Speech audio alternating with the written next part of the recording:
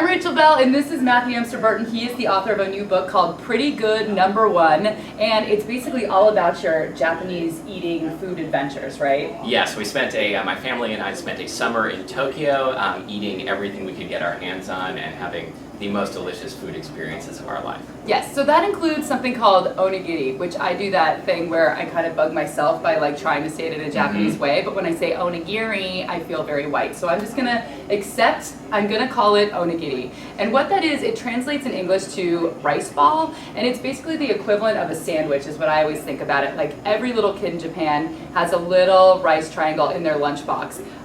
So we're gonna make them today. So what is the process? So the process is very simple. So you have some warm cooked rice, and you can either using a mold or by hand form it into, it's usually made into a triangle shape. Sometimes you flavor the rice with a filling or something that you mix through the rice. So we have some smoked salmon and some furikake, which is kind of a crunchy sprinkle top. Okay, so I mixed this in just to half of it here. And so Matthew's gonna do one by hand, and I'm gonna do one in the mold.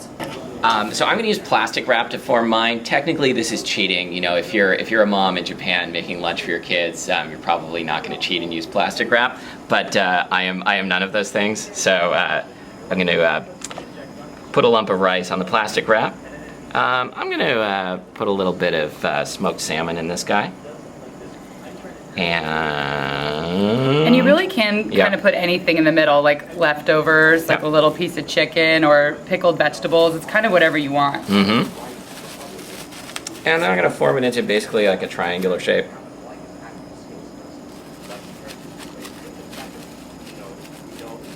Ooh, you're good. Okay, yeah, only moderately deformed. So then I could, Like you know, I could keep this wrapped up and eat it later for my lunch, or I could unwrap it and eat it right now. Super easy. Yep. But I have to say, there's something about the way that you press it with your hands that makes it taste differently, because I make mine in this little mold that I bought in Japan, and basically, I'll show you in a minute, you just smush the rice in, and then you close it up, and it's nice because then in a couple hours when you want to eat it, you could just pop it out. So this is like the little cheating way, but you know, someone in Japan's doing it because that's where I bought this. So come hither. Now, the thing with this little mold is I find it hard to put the filling in. It always seems to not want to like keep together. It wants to separate from it. It's like the body's rejecting a drug or something.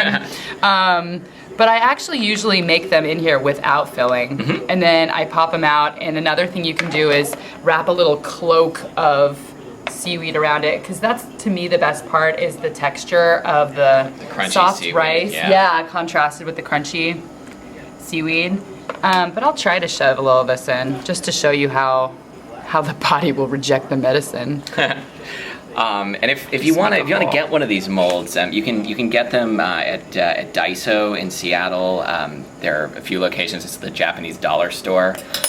That's a good place to get them at a Wajimaya or any Japanese or Korean supermarket. So now that I did this, you just kind of shake it out, and it's like this beautiful. perfect triangle. Wow. Compare. Perfect triangle, hand-formed, rustic simplicity. This really does look like a mama's onigiri, though. And this looks like, Thanks a lot. I'm gonna take a little bite of mine. Yeah, try mine too.